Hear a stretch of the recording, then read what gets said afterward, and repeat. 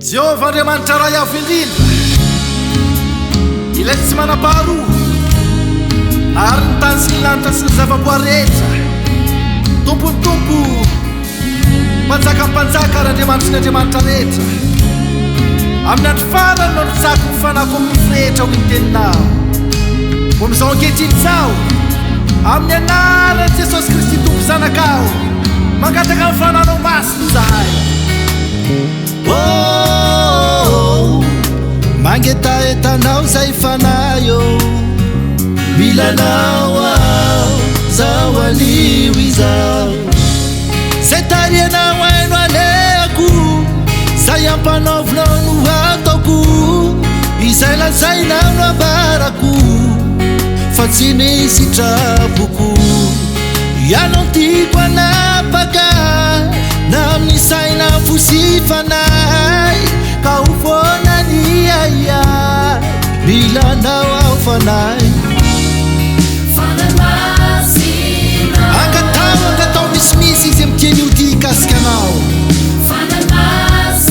Lazao izy hoe milanao ao fanay masina, milanao mihoatra ny hatram'izay, mangetaetanao fantatra amin'ny fananay.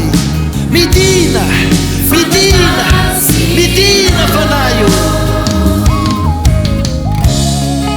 Lazao ay fanay aizano aley, nilanao itaridalana sy anambarany tokony ata.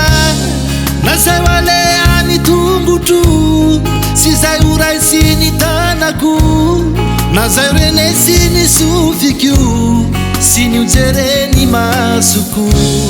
Milanao ao fanay masinao, milanao ao am'zay rehetra tao, fa tsy mavita ninoninonao raha jeo ianao.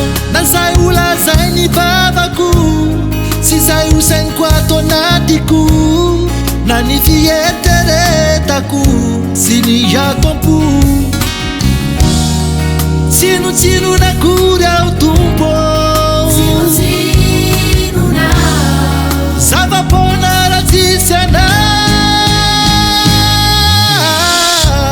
Zay tarianao haino aleako, zay ampanaovinao no ataoko, izay lazainao no ambarako, fa tsy misy trapoko.